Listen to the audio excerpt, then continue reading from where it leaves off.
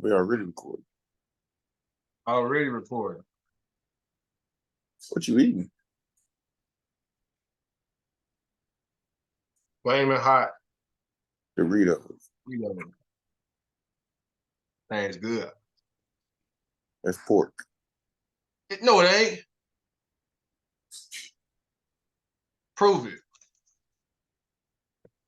All right, hold on. Prove it. I'm like, hold up now. Ain't no pork in this, bro. Yeah. Let's go. Get your mind right. Get your whistle wet, boy. Oh, whoa. What your shirt say? Yeah, I'll probably take this shirt off. Because it says, what's up to your uncles? What's up? Cracking niggas. I don't say that. Don't say that. Don't tell her to say that. Jeez. What's the deal? What's good? What's Just going on? Pooped on. Well, not pooped on. But she just took a adult-sized poop. Adult size. Adult-sized. Rightfully She been eating food now. That was breast milk. That stuff stank too, don't it? It stank bad, right? Man. Yeah, it stank. Like, still smell it. Yeah. That should be, yeah. Yeah. More power to you, bro. You childish. Having a little baby again, man. Not a little baby. My daughter, she old enough now where I'm like, no more boo-boo. Bro, honestly, I don't understand how people do it. Like, when people be having 2 and 3 kids under 5, it's like, how do you have the mental capacity for that? That's usually women, man. Women love that stage. They really I don't get it. Like, men love the teaching stage. Women love the nurturing stage. I mean, I'm just in a general sense, not for everybody, but it do seem like it depends on too, like if you have a boy or a girl. Nurturing is cool, all that's cool, but how can you really sit here and say, okay, I legit couldn't really sleep for a couple months. I have to clean shit all the time. And then say, you know what? That shit was really fun. Let's do it again. Like, that shit crazy. If you 3 years read old and the kid ain't got to shit on themselves no more. And it's like, oh, fuck it, let's go again. It's the codependency, Nate. It's the fully being dependent on. Like, some people love that feeling. Some people cherish that feeling because you'll never get it back again. Once they start walking and talking, you know, they start kind of figuring things out. I mean, they still depend on you, but before then, they are fully dependent on you because they don't know anything. It's all you and them. You can depend on me, little baby, but you gonna start wiping your own ass. Gonna have to, huh? Gonna have to. That you can wipe your ass before you walk or talk. We'll learn that one. Hey, I dropped the doc off for y'all, the doc in the chat.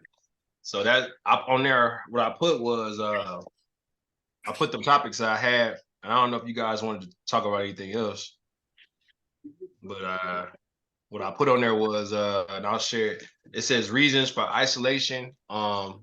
Reasons isolation is terrible for depression, because we didn't talk about that last time, Jarrell. So I was like, we could roll that into this one. And then the impact of seeking power, and then cockiness versus confidence. So was there anything else y'all wanted to? The impact of seeking power. Where you want to go with that one? So I think people may be split on how going after a powerful position impacts you mentally, whether that be negative or positive. Because you got some people in the world that believe that you shouldn't seek power, right? It's a negative thing to seek power. You should only seek, self-discovery, or, something maybe more internal. But it could be self-power. It could be power within self. But then at the same time, power as it is predicated on who gives you power. Like, you have to be seen as powerful. You need an audience to call you powerful in a way.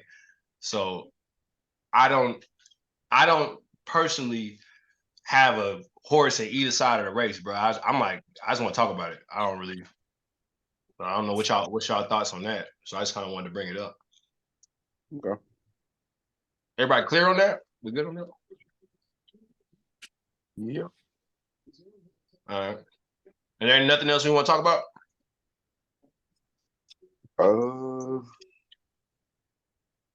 Hey, well, that's kind of just like the social trend, but it kind of can spin off of the power thing. I don't know how we can do it.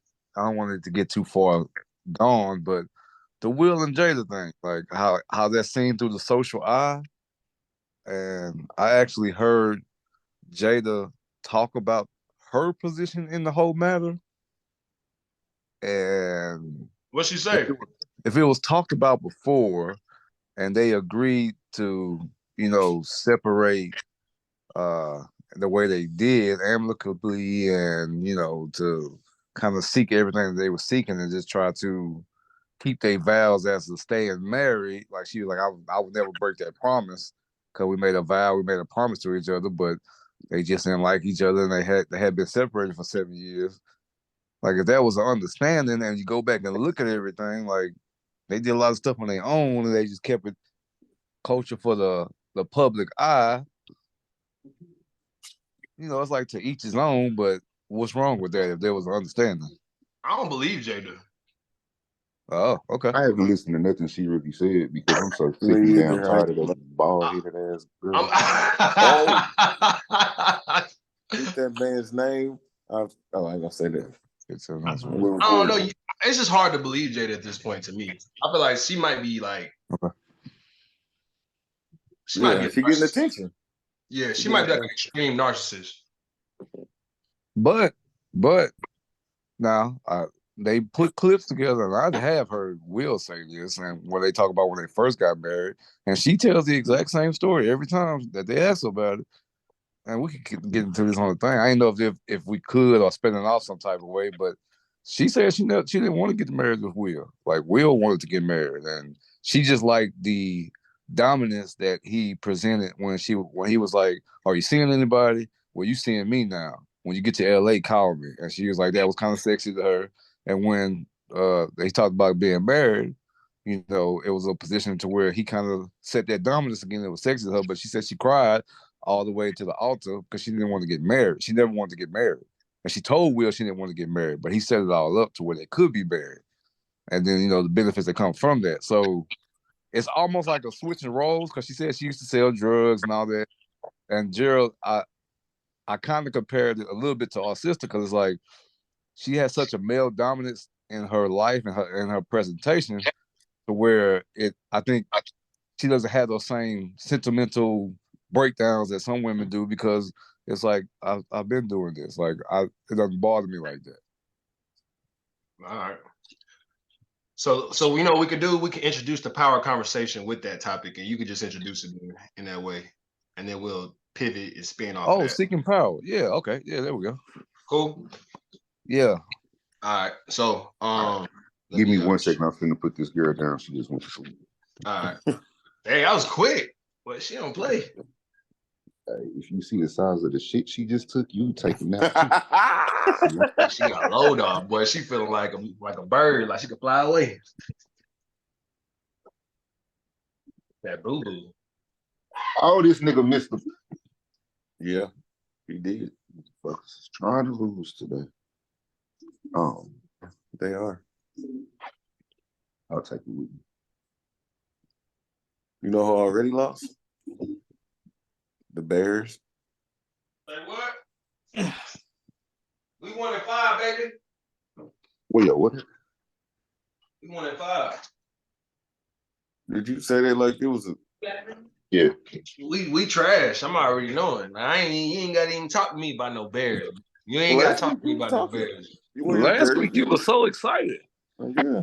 I'm still excited. You know why? Because we're learning something about life. Oh my God. A damn thing. Y'all ain't learning nothing but getting y'all ass beat. For the past 10 years. Y'all learning how to escape 60 minutes with a paycheck.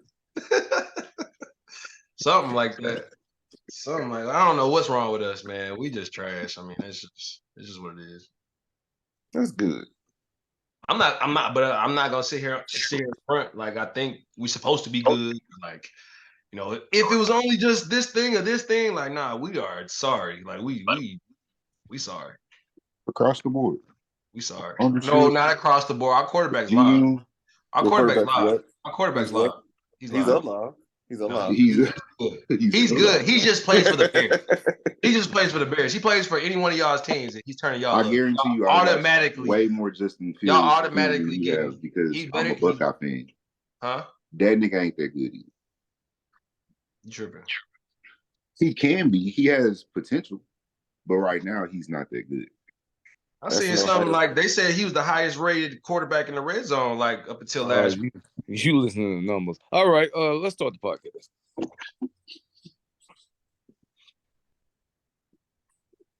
Yes, sir. The Barclays. I'm really just playing. Honestly, I honestly don't. I don't even care. I don't. We trash. It is what it is, bro. Across the board. Us too, though. Jets. Really bad, bro. We'll make this live on Facebook this time. I think we get more views that way. If it lets me. Oh, I said I'm going live on Facebook if it lets me. oh, it let you. Yeah, if it lets me. Did Garrett Wilson just get hurt? My whole fantasy team was just. So, Drew, you're gonna lead the topic on isolation too. Oh, good. Leg it. Y'all defense ain't gonna let y'all lose. Man, that defense is raw. Yeah, but offense, I mean, Y'all the got Jets defense is really good too, but still. The Jets, the Eagles, the Browns, and 49ers, that's some raw defense. And the Ravens. You got to put them in there too. Yeah. The Ravens get slept on. You're right. Jadavion played today. Who you play for? The Ravens, he played pretty good. Oh, okay. Hmm.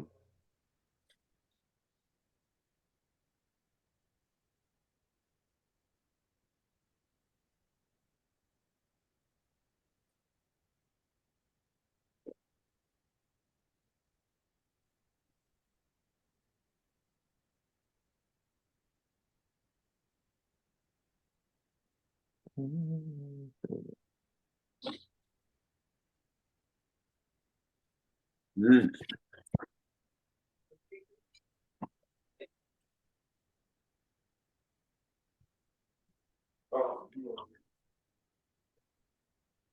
There you go, K.Sloan. Mm-hmm. I'm looking at this game. I hope Paul is watching this because he tried to disrespect my boy K.Sloan already. Like he ain't still one of the top pass rushers in the league. All right, so we live. J.Jones, you over there? We live, baby. We live, baby. Go ahead and share that. Share it out. Share it out. Y'all know where to go to my page. It'll be on there. While y'all doing that, see, I'm gonna share my screen. Share the mission statement for the people. Cause we back. Be Like Podcast. Be Like Podcast mission statement, the #1 mentorship for mindset development, career ascension education, and leadership cultivation. Our DNA is we are authentic, we're positive, we respect people, and we like to have a good time, have a great sense of humor because this is life, man. We gotta love life as it is. This is a beautiful experience. And we're gonna shed some light on some topics today that are really gonna help you guys dive into yourselves. We're gonna dive into ourselves openly for you guys to be able to kind of help you find some transparency, some clarity. So welcome back to the Be a Light Podcast. It's your boy K.Sloan here with the homies. J.Jones. Jay Diggity. You got the brain. Nate G. Nate G in the house. Got the Sorry Eagles shirt on. But shout out to Everman, though. I give you love for the Everman shirt. You know what I'm saying? Everman jacket. Only undefeated team in the NFL. That's how we get treated. I was about to say, can't call him sorry. I don't got no love for no Eagles. And then Brenton's dad, where you at? He is disappeared. Taking the Cowboy shirt off. He changed the shirts. No. What I do? We can't see you. No, we can't see you, brother. Like John Cena, brother. You can't see me. But we need to see you. We need to see you though. He muted himself. I do? Right. Oh, there you go. There you go. Yeah. MrliftN'Go. He's here. He's here, folks. How about them Cowboys? How about him? I didn't play today, so we don't have to worry about that. Yeah. We played yesterday, and I'm worried about that. So I played today, brother. Today's Sunday. I mean, I'm tripping. Yeah, we played today. 1-5. Excuse me, 1-5. So I just wanted to get it out the way. I guess I wished it was yesterday so I could get past it. I wanted to be a day further away from that situation, but I guess we're still here. We're still here today. So oh, keep that same energy you had last week. Bro, no. He said no. no. I'm gonna ride this roller coaster of emotions. That's what I'm gonna do. So next time we win, I'm gonna get back on it. But you know what I'm saying? We're gonna take that loss. Even if the next time y'all win, y'all like 2-10. You know what? I'm still gonna be live because I'm gonna act as if. I'm gonna act as if. That's real. Yeah, that's real. That's real. That's real. That's real. For the first pick in the draft. What'd you say? The first pick of the draft? Yeah. We don't need him. Y'all definitely need him. Y'all need him. Y'all don't need. I don't think y'all take Caleb Williams, but we don't need Caleb Williams. We don't need Caleb. I want to go ahead and put on record for all the football fans. Caleb Williams is not him. I want everybody to know I believe that he's not him. I don't care what y'all can do that. I don't care. That's my age. I'm sticking to it. Caleb Williams is not him, bro. I'm sorry. He's not him. I feel like he doesn't have the mental to be that guy in the NFL. I even know Caleb. I don't. You don't even know. Today's episode of Cap or No Cap, bro. I don't feel like that. Like when I watch Bo Penix, he gives more than that. Even his name.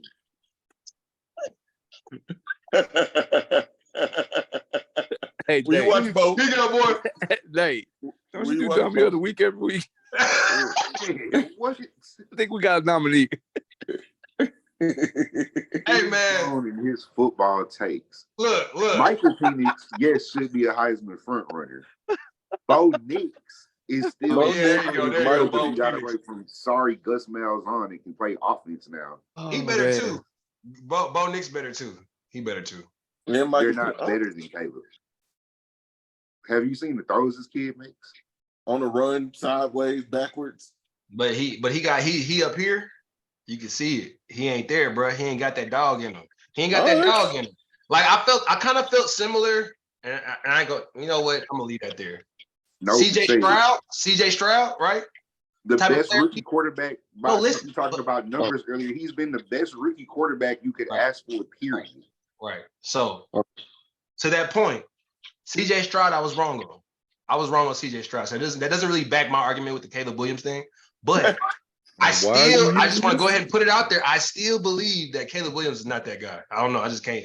I'm not sold on him. So you admitted this is the same person that I've definitely failed in this area before. But no, I'm just saying you literally just admitted to being a failure and wanted people to trust you on this one. I didn't ask nobody to trust me. I'm telling y'all my opinion. I'm just telling y'all my opinion. I don't care if anybody trusts my decision making on this. I'm just not. So we're gonna put that out there. Your opinion is wrong. Hey man, it could be. It could be. You are proving to us. But when, man, look, y'all know I watch football. CJ Stroud is better than your Bears quarterback already. Nah, he's not better. He's not better than Kyle Fields, bro. He was better. They played at the same college, and he was better than him there. And he's better than him in the NFL. What are you saying? But y'all be disrespecting him because y'all just watching what he's doing with the Bears. The Bears organization is poor. No, sir. So who is the Buckeye fan on this? He's an Ohio State fan. You are an Ohio State fan. I watched every snap of Justin Fields at Ohio State. I watched every snap of CJ at Ohio State. And he's better. Question who was the better quarterback? No question, huh? CJ should have beat Georgia. CJ beat Georgia. Our kicker missed the kick. Yeah. Well, I don't know. I mean, football is what it is right now for me, bro. So I'm just like kind of just. This is what happens. Like we talked about earlier, when you're oppressed, your brain starts going different places, and you don't say things that make sense. I feel like I'm just hot taking, honestly. I don't like Caleb Williams though. I really don't. So I'm just gonna leave that there. I'm not a fan. He's not that good. He said he feel like he's just high right now. He's not that good. It's not that good. All right. Well, you might be right. Yeah, I don't think he's that good. I think he got exposed against Notre Dame. So They look good. Their defense he plays. got exposed.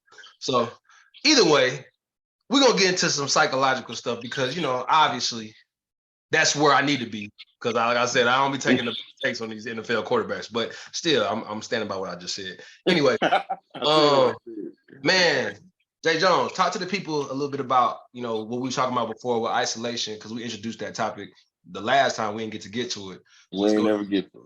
We didn't But get it's to all it. good. Yeah, let's roll into So it. we talk about isolation with like depression. So a lot of people, when they're depressed, they want to socially isolate. They want to get away from things, get away from their hobbies, just kind of lay in bed, do nothing. I have a couple clients that are severely depressed, and when they isolate, they self-medicate also. And self-medication can be drugs, alcohol, which is going to spin you into more of a depression. Not socializing with others, not engaging in your hobbies, not doing anything. You basically, some of our goals for our severely depressed clients is to get out of bed. That might be the first goal. Hey, get out of bed and walk around the house.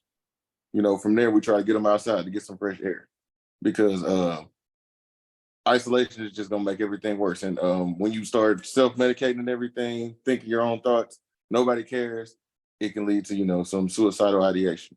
So if you are depressed, the best thing to do is try to get around other people who love you, talk to people who love you, watch TV, do the things you usually do. Try your best to do. I know it's hard sometimes, but if you have any type of medication you're taking, take your medication.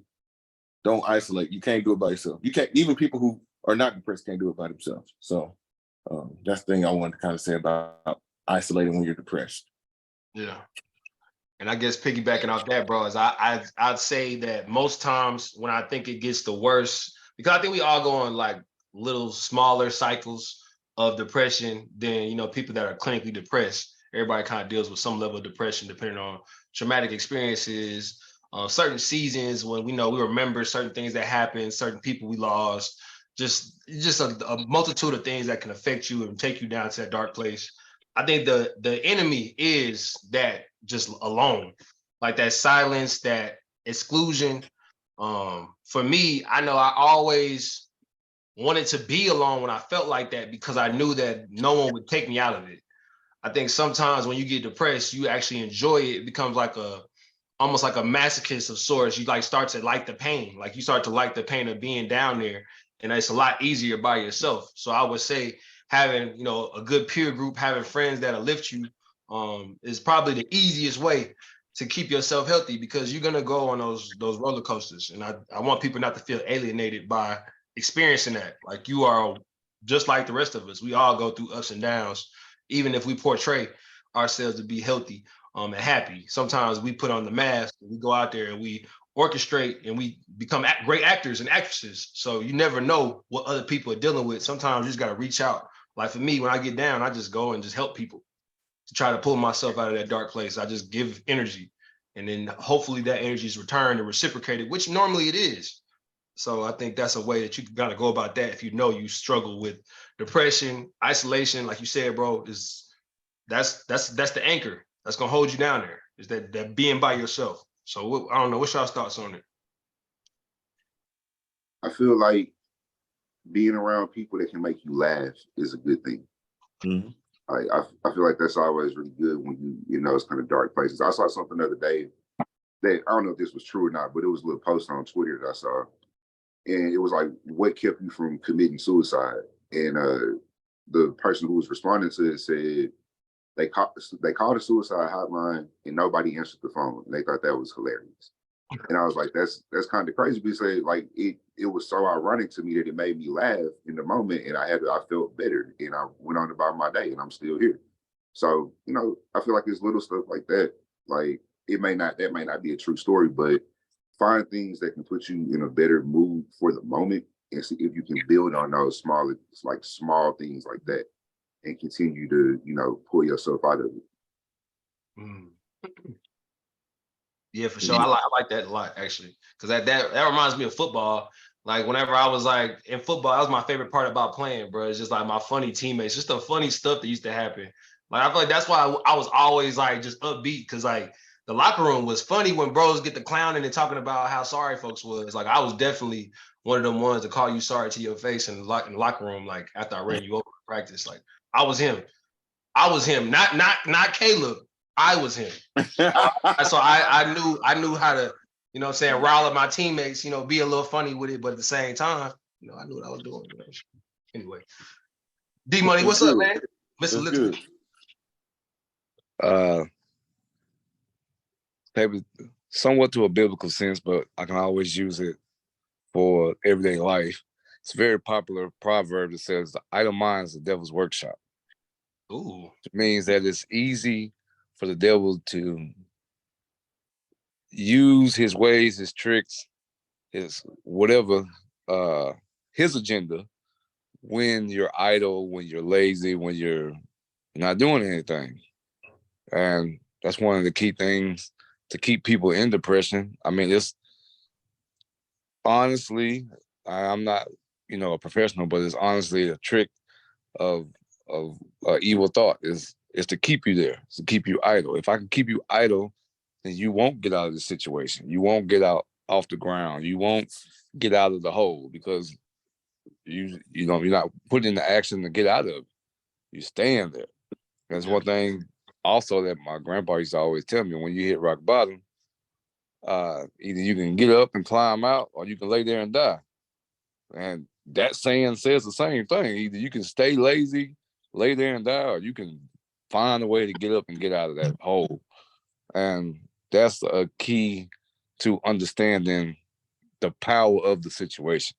And it's not easy when you're in the situation. It's very, very, very easy just to lay there or just to be idle or not deal with society, not deal with people, not deal with friends, not deal with family. I don't want to bring them down. I don't, feel like doing this. Even if I go here, I'm still going to feel alone. But it's also a working habit to say, I'm going to get up and I'm going to go to the gym. I'm going to get up, I'm going to be around people that I love. And that will help, not in all cases, but that would help boost you into a position to climbing out of that situation. I ain't saying it's going to happen in one day, one meeting, one person, but it will help. Mm-hmm. Because if you listen to people in a general sense, if you lived on this earth long enough, you have heard people in a general sense say when they get alone, that's when everything hits them. Yeah. Their own thoughts. And sometimes, when you're depressed, the thoughts are not going to be positive thoughts, And then, like I say, self-medication. Some people drink or do other type of drugs, and that's just going to make you spiral into more depression. So, like you said, DeMarcus, having that circle or the gym or the football team, the school, whoever it is, just to get around and laugh and have some fun, it brings up your spirits. And I've seen this, some people who are clinically depressed, and they just get around some of our case managers that work with them, and they're like, man, just seeing that somebody cares brings me out of depression sometimes. So yeah, and I feel like that also makes me think about, we talked about it before in the past, the Superman complex that a lot of men carry with them, which is that, I got to make it all work and I can do this. I'm the one, what I'm saying? Because we think and provide and protect, especially as fathers and husbands and boyfriends or whatever we are. We think and provide, protect. What I'm going through it. And I got to go through it for us. And you start to kind of believe that you're the one and you got to do it all by yourself. And that can make you isolate as well, because when you wounded and you down and out, sometimes you don't want to tell nobody. Like you just want to just, muscle it out. You may be thinking you're being weak, but I think the strength comes in numbers when you share struggles with people. Sometimes you find that inner strength that you already have. You just need it revealed to you through a laugh or revealed through it to you perspective. You know what I'm saying? Some perspective will help you kind of get back to that. So I would say that's why we just can't stay alone. Like you can get alone, because I think being alone is important on the flip side of this conversation, but staying alone, like you said, DeMarcus, that's a good way to put that. I like that. I'm gonna steal that one. you end up itemizing the devil's workshop, finding out what is it exactly that he's using as a tool to fight against my mind, because he's fighting for your mind. So I like that a lot. Let's see, ain't that what Dory said on Finding Nemo? Just keep swimming. Just keep swimming. Keep swimming, man. You gotta keep moving. Keep your motion. That's the hardest part though. Sometimes just keeping moving, but it's just that simple. You know what I'm saying? It's that simple.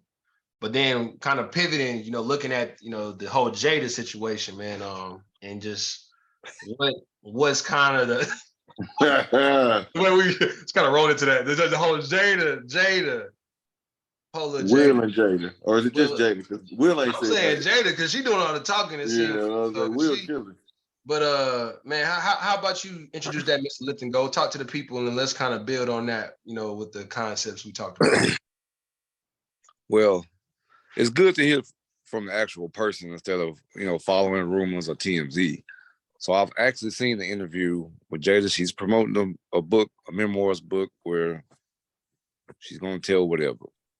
And, you know, people can say it's, you know, a con to get people to buy the book or whatever, but it's her truth. And her truth. I'm sorry, the Eagles just lost. I saw Nate's face. I'm sorry. It was funny how he looked into the TV to watch the lose. Yeah. Nate's an Eagles fan, as you can tell. But in her truth, she said that her and Will went over, you know, this divorce. Well, let's go back to the beginning. She said that she was turned on by how Will approached her to start dating her. He kind of demanded a position in her life. Well, he asked her if there was a man in her life. She said no. He demanded a position in her life. Will say, you know, you're my girl now. It was sexy to her. And this is from her mouth. It was sexy to her. She kind of let it passively accepted it. You know, she went to LA because she was living back in Baltimore. She went to LA, you know, accepted the role, and then it grew into a marriage. She said that she cried all the way down the aisle, and, you know, most people would think that as a, you know, a sacred moment, but she said she cried down the aisle because she didn't want to get married. She never wanted to get married. You know, forward that to the breakup, it got to a point to where their relationship was just not a happy one. They, from what she said, decided to go their separate ways, but they had a vow to each other as far as the marriage to stay with each other. And as everybody can see, they look like they've still been together this whole time because they've been respectable to one another. It's never been out there in the public. Besides that one time. No, sir. Hold on. Besides that one. There's one situation where we can go. Or what was it? So she and yes, she and Will, from her perspective, have been separated for 7 years. And that brings us up to speed to where we are now. Like I said, it's one-sided, but that's Jada's side. What I was telling the guys was, male or female, in a relationship, it's a little stronger when you're in the marriage. But if two people come to an agreement and it's adjacent from what everybody else thinks or what everybody else feels should be morally right or ethically right or what they believe a marriage should be or a relationship should be, if those two people agreed upon it and they good, why is there so much taking value from what you feel like should be the input and the outcome? That's because they're a public persona. But you can't say that it's been respectful when you have publicly embarrassed this man for countless times. I'm not even going to talk about this whole entanglement situation. That's one thing. How can you say you respect somebody you married if your wife has your child write a letter to a dead dude that he ain't never met? She and say, basically, I wish you was my daddy. Yeah. Come on now. Yeah. Come on. It was hypothetically speaking. Mm-hmm. No. I think she never met him. Go ahead. Never met him. She shouldn't even be that close, quote unquote, to him or to his spirit, whatever it is. And plus, I think people have some an opinion because they are married They made a vow. And I think they still, I mean, I don't know if they agreed on sleeping around with other people or having an open marriage or whatever, but it just seems like she said everybody thought they had an open marriage because they've been separated for 7 years. So if they seen them or they heard rumors or they had public or people talk and seen them doing different things, it's because they were separated. They never had an open marriage. It's just that the public didn't know. So that's where that story comes from. My thing is, outside of the legalities and what it does for like your finances and stuff like that of marriage, what is the point of a 7-year process? 7 years is a long time to say y'all couldn't figure out something. If you can't figure out we gonna be together and it's good, or that we should separate completely, like what are you actually doing in 7 years? That's in the book. She didn't go into detail about that. I think the bigger issue is, why is y'all's house all on social media? You know what I'm saying? What's going on in y'all's house is literally all of our business right now. And I think it's for a reason, because it keep you, it's drama and people like drama. It's marketing. You're going to continue to stay. I'm not trying to be rude to her career or her, you know, as an actress or anything. What is the last thing that Jada has done in a movie that was notable? But she don't need the money though. She don't need that. She don't need, like Jada Pinkett Smith does not need, or Jada Pinkett doesn't need anything. No, they still married. You know what I'm saying? They still married. They still switching. That's fact. But it's not necessarily about you need it. It's about you can get it. And if you know you can get it from keeping that kind of stuff out there, it's a buzz. This happens literally every couple of months. We don't hear about Will and Jada, and then I have to hear more than I care to know about Will and Jada.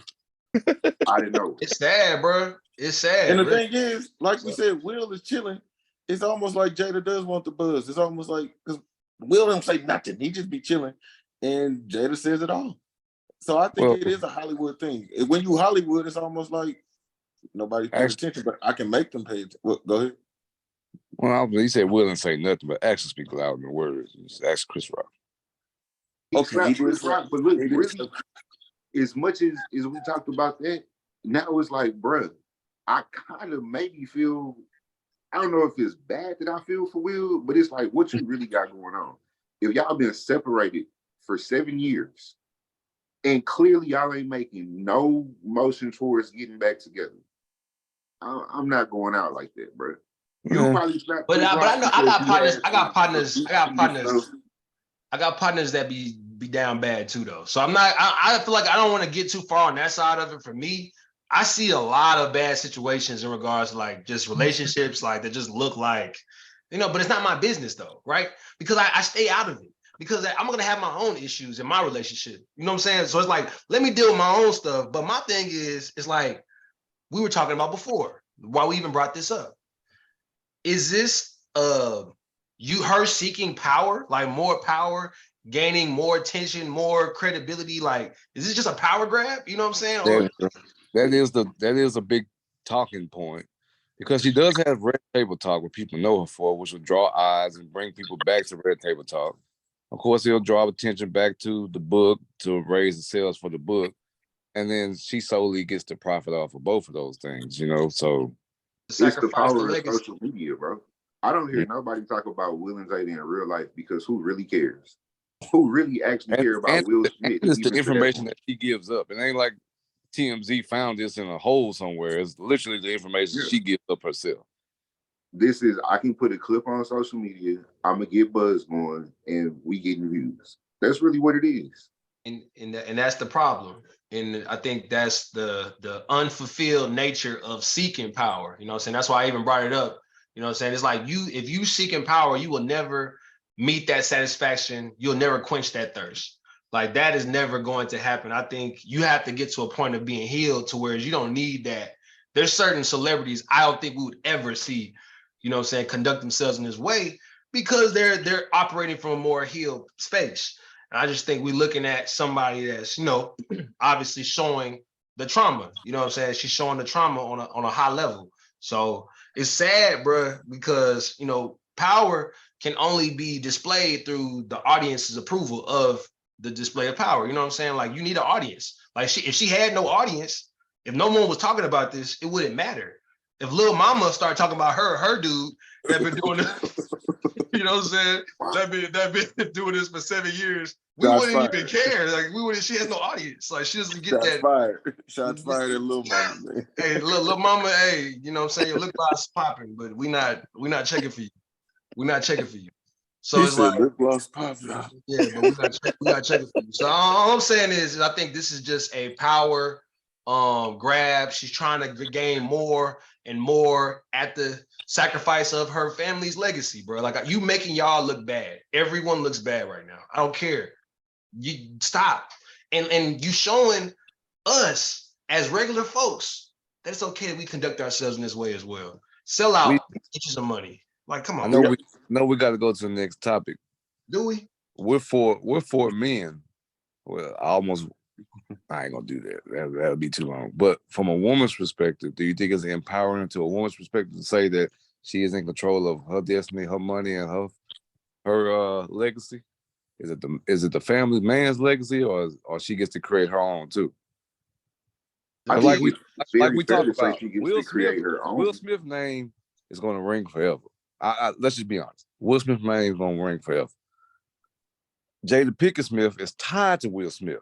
If you take away that tie, like Nate said, or no, like Kerry said, I mean, she stopped a long time ago. I mean, she did for her family to have the kids and raise the kids or whatnot. But is this a position to empower women and say, hey, you still have a voice even if you're married or even if you're a part of this? Like, because that could be a narrative she could bring too.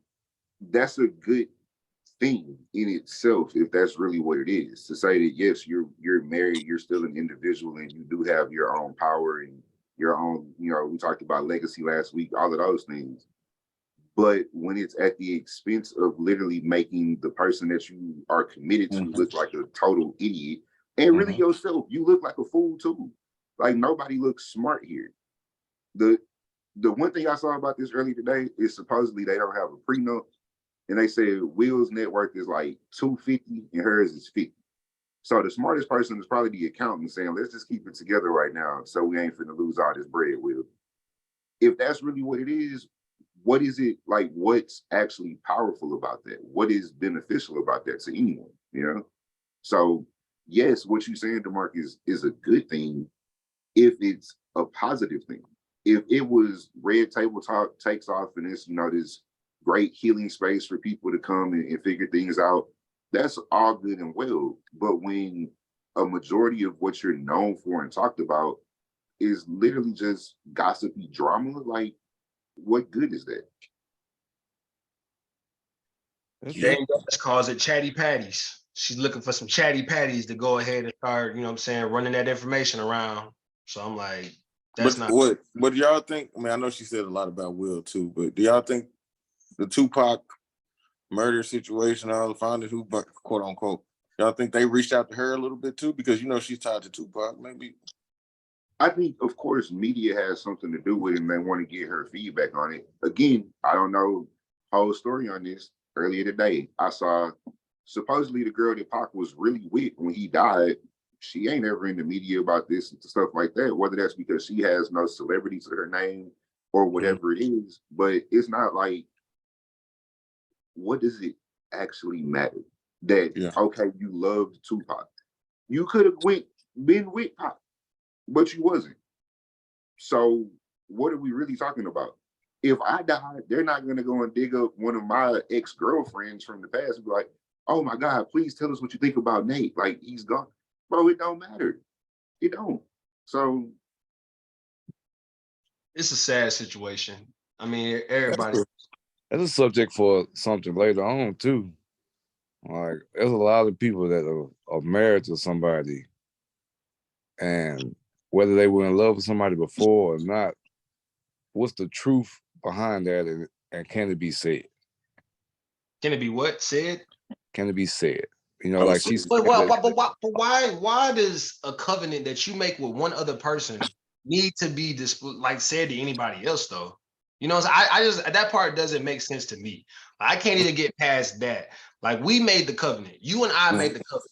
Why do I need to go blow a whistle to the whole world and let them know how we came together? I need to tell you I have a problem with how we came together.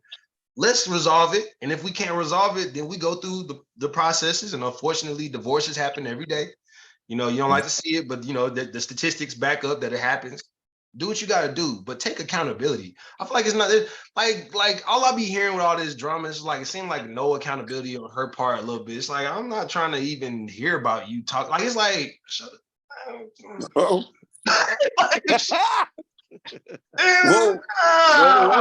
They even trying to hear that. The nah, camera. right. Get off my phone. We never if they together, if they not together, we never needed to know. It don't change my life. I don't wake up tomorrow like, dang, Will and Jada married, but they separate. How is that going to pay my Same bills? check. I got the same check today. I got the same check. Same check, same call, same apartment. Like Will and Jada is separated. I mean, but they married though. Like I don't care. So yeah, she's talking too much. But hey, like I said, if it is Hollywood, I understand. Some people, maybe her agent or somebody told her, "Hey, this book ain't selling enough. We can make this. We can push this book with this information." Not everybody. I bet the sales went up on this book. I bet. Oh yeah. So I mean, it's a business. It's a business move too.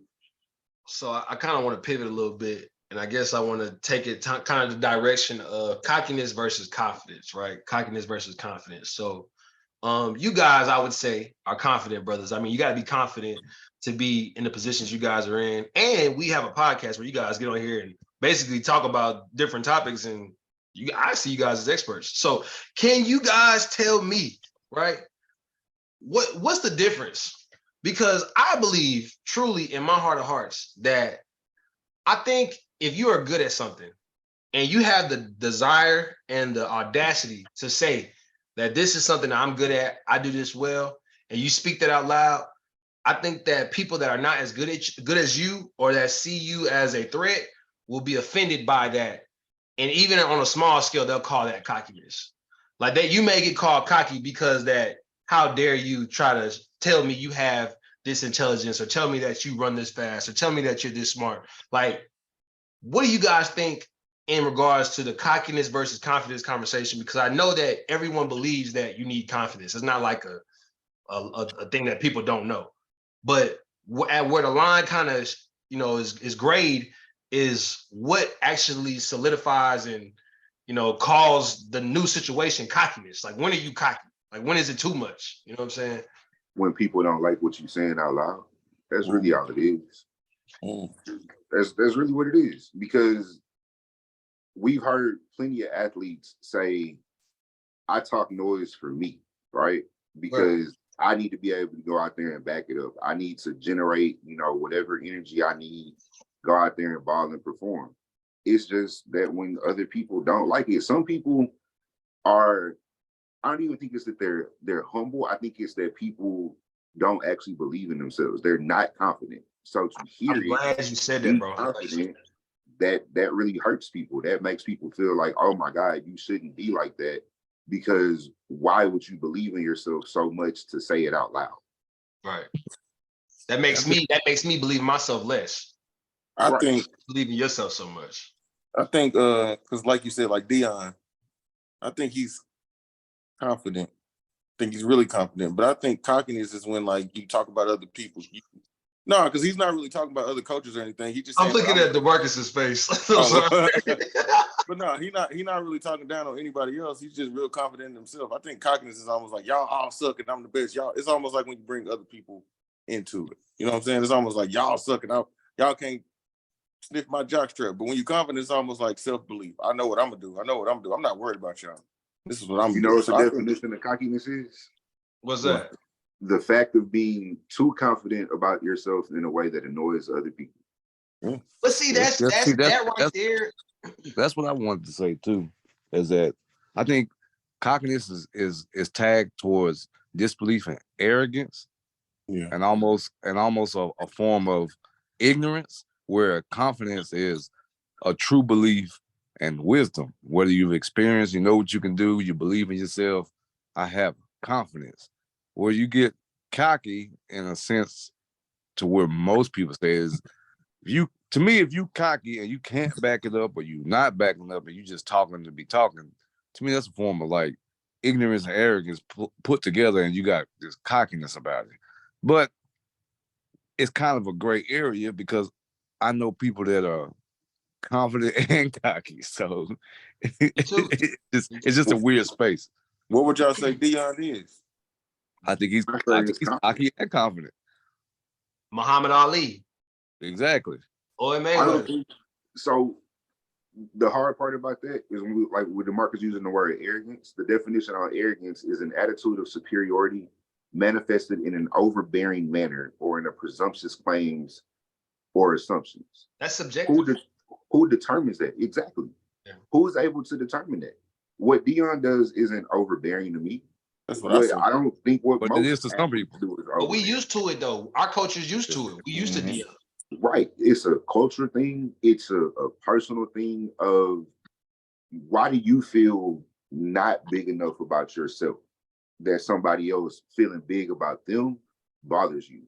Because it really don't matter. I don't care when I'm playing around the field. I don't care who you line up. Line up the number one DT in the nation and let him talk all the noise he wants. I still think I can go out there and hug him out. I'm not gonna be like, oh my God, this man said he a 5-star. Oh my God, I can't do anything about it. It makes me feel bad. That's a personal thing. So when we talk about words like this, it's really, get yourself out of the mindset that because somebody else believes in themselves, you can't believe in yourself. That's really what this always comes back to for me.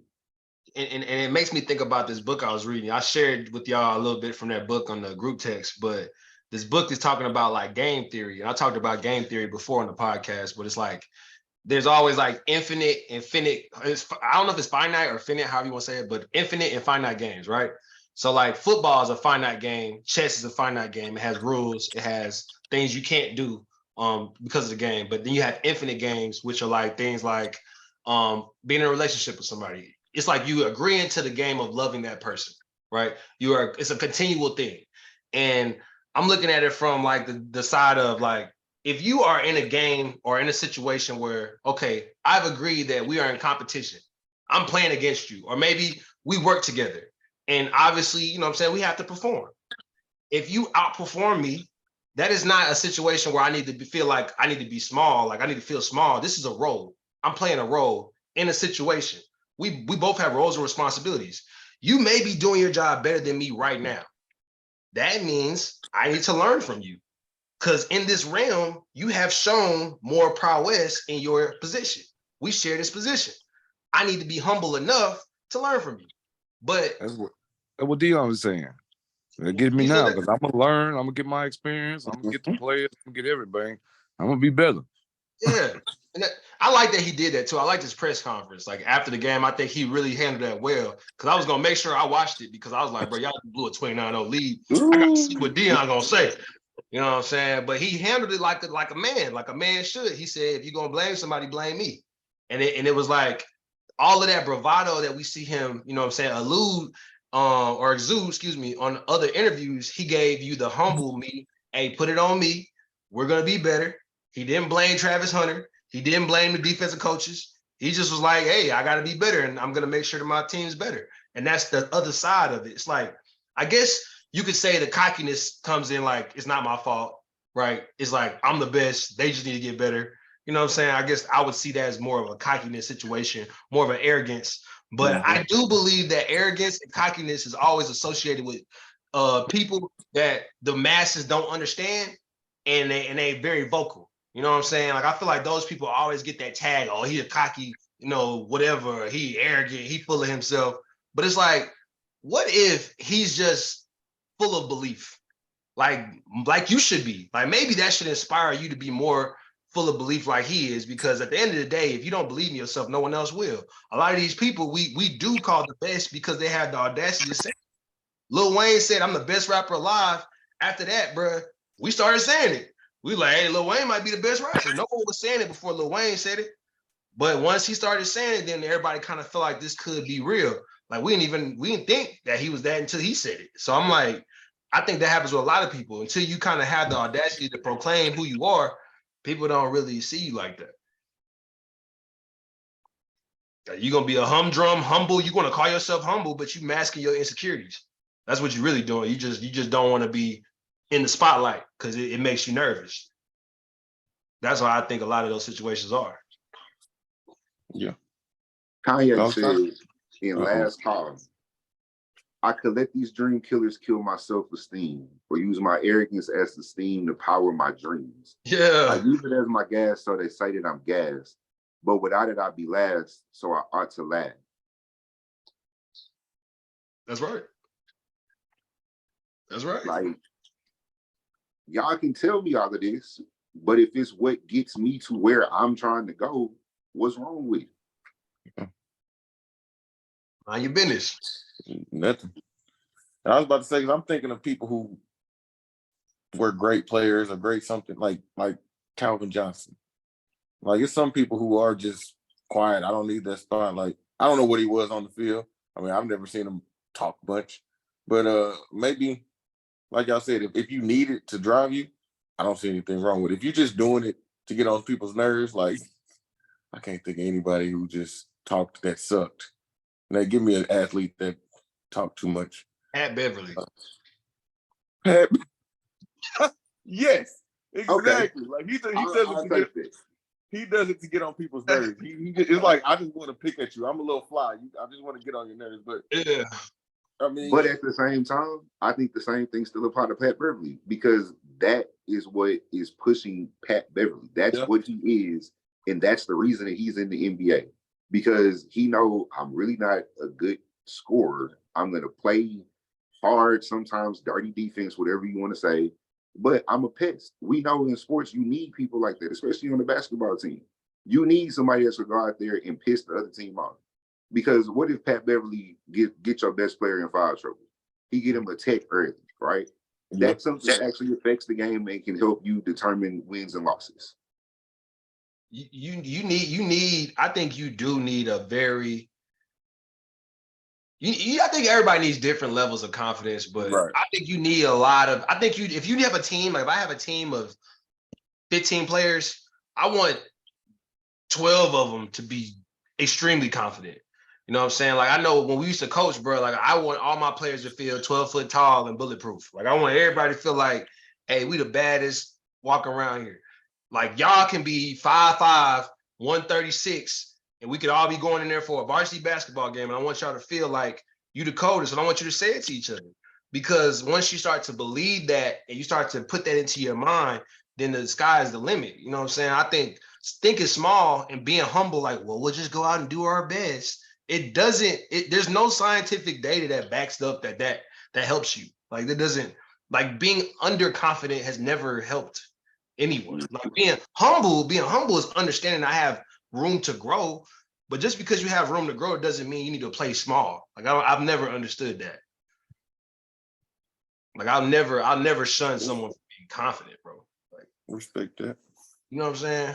Yeah, there's nothing wrong with it. I mean, like you just said, I love what Dion is doing. I don't think it's cocky at all because I think he's just saying what I know what I'm going to do. I love the game. I'm going to prepare these players. He's not really talking down on anybody else. To me, I'm used to it. But I love when y'all let me start using definitions. Yeah, do it. What's up? The definition of the word humble.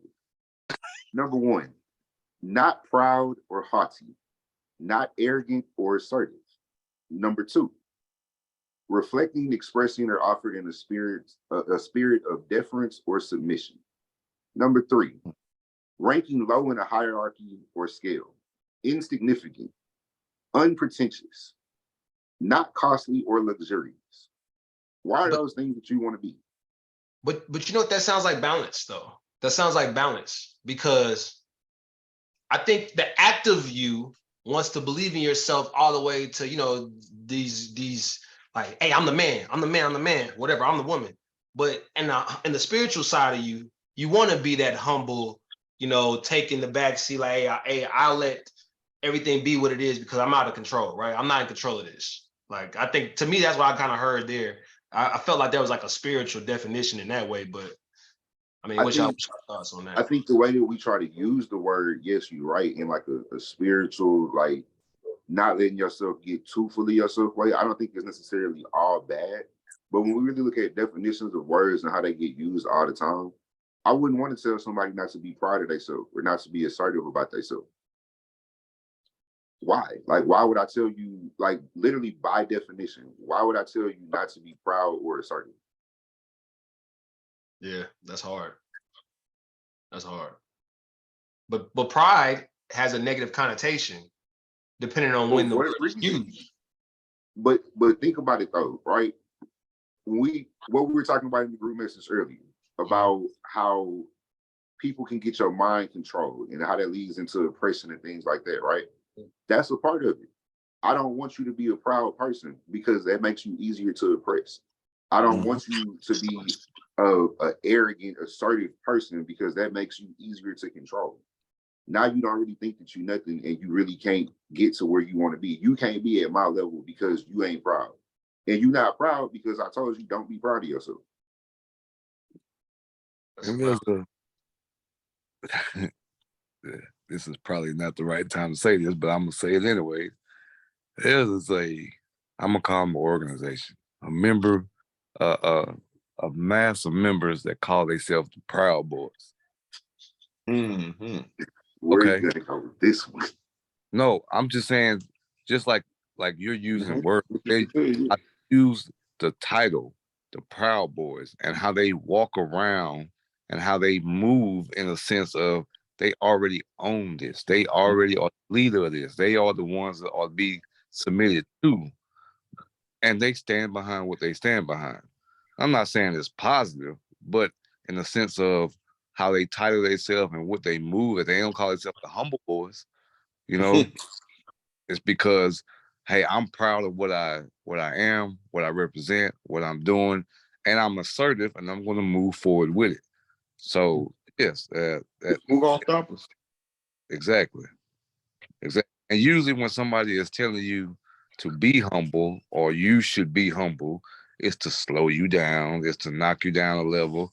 And in some states, you do need to be that way so that, like Kerry said, you can learn something, but it's not to be in the position of idle. It's not to be in the position of sadness or like I think one of the definitions Nate said was to be like basically to be under something, to be under somebody, to submit to a position under something. Like how can you move forward, move up, move to a greater position if you're in a state of being humble all the time?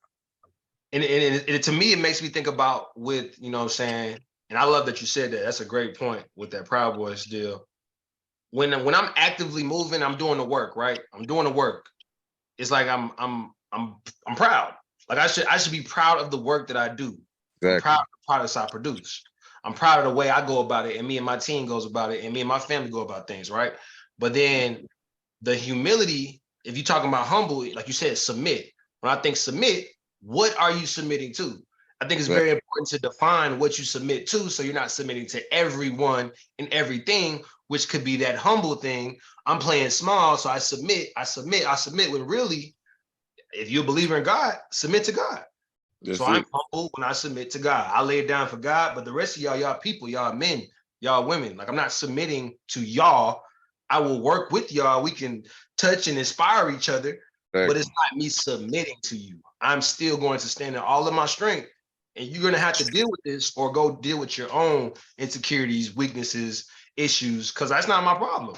Now, we talked about that before, like flexing on Instagram, making you uncomfortable is not the person that's flexing's problem. Facts. You know what I'm saying? Like it's never been that. It was always you. It was always you. You can't interpret it. So unless you Bow Wow, you flexing with a picture. Bow Wow. Yeah, he was doing the fake flex. Wow. You talking about the Bow Wow challenge? He was doing like planes that wasn't his, and yeah, you ain't never seen that.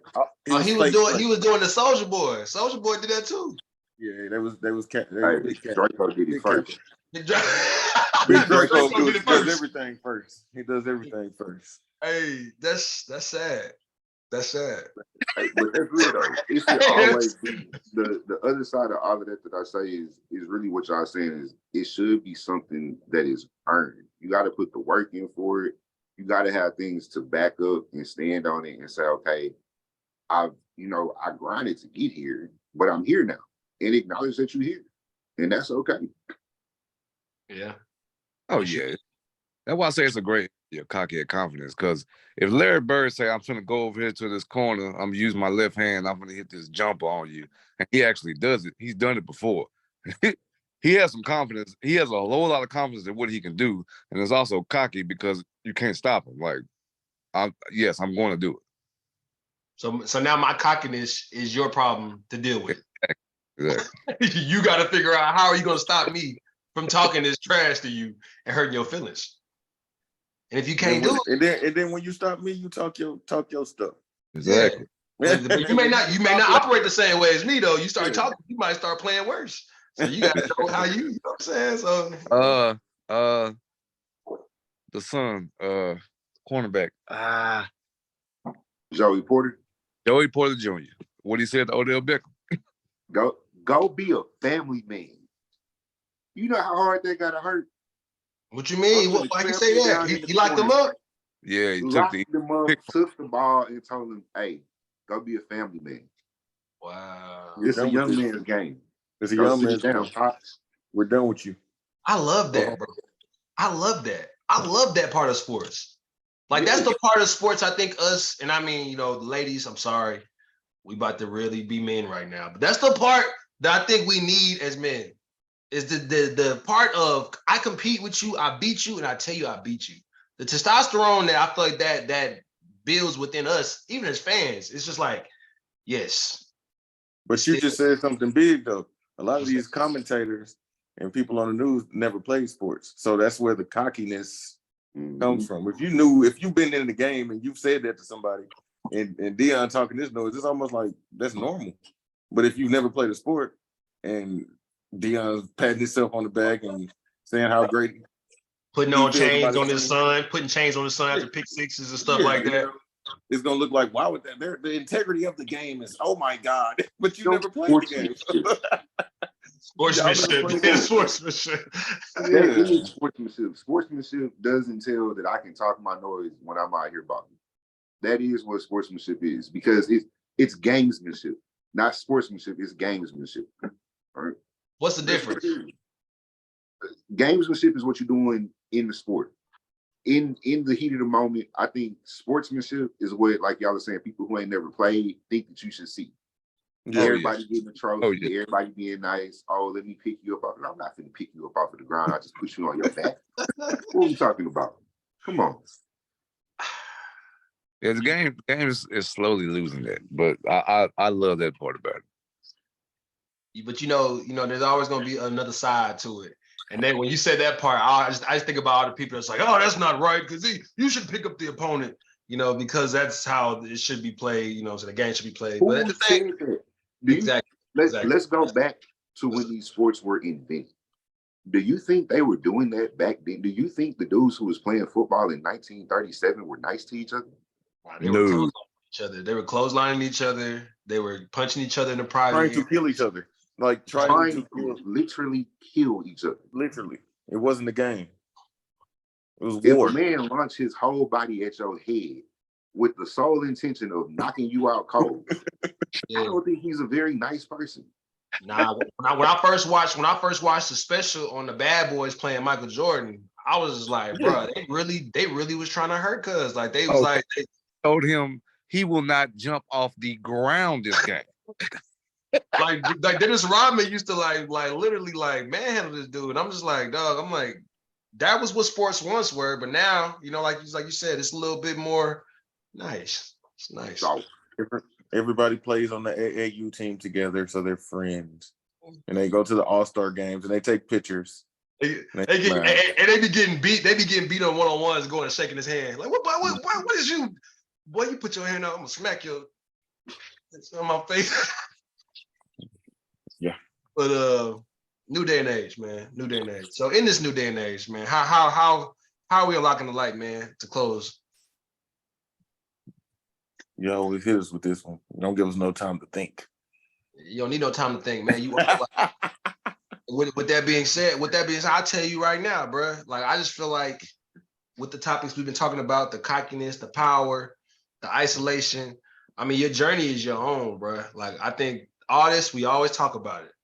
Your journey your self-discovery, what your relationship, your profession, all of that is your stuff. Like, don't let outside influences determine how you gonna operate. Like, we gotta stop doing that. It doesn't matter, Jada.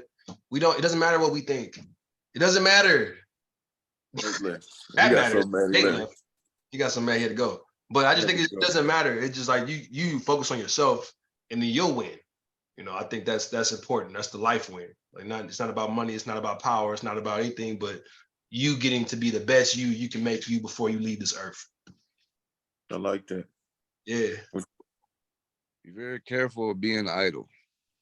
You being idle too long, whether it's at work, whether it's in life, whether it's in a marriage, you lose your wife. Like, you lose your job, you lose your life, and we only get one of them. You only get one life. Ain't no reset, ain't no part two, none of that. You get one life. Be careful being. I understand peace, I understand quiet time, you know, meditation, all that. But even in those times, you recharging to get ready to go again. So be careful with being idle. Yes, sir. And to wrap up what y'all both said, basically stay in your lane, take care of yourself, pour into yourself, but actually, also pour into others. Because like y'all saying, it's okay to be selfish sometimes. It's okay to recharge. But remember to when you are recharged, try to light other people's lives up. So. Yeah. I like what you did there. And with that being said, make sure y'all like and subscribe to the page. Make sure y'all catch us on Spotify. This is the Be a Light podcast, not Be the Light. You know what I'm saying? Mrs. Obama, she went and created a Be the Light podcast, which is crazy. Yeah, so like she's definitely get on here. Michelle, hit us up. Yeah, Michelle, you know what I'm saying? We'll have your own, sister. You know what I'm saying? If you want to come in, you know, we got more episodes, so we can, you know, we can be lights. We can be lights together. We can be lights together. But yeah, man, make sure y'all like and subscribe. Make sure y'all let us know if y'all want to hear us talk about stuff. And yeah, we out. I hope Nate's okay. His phone probably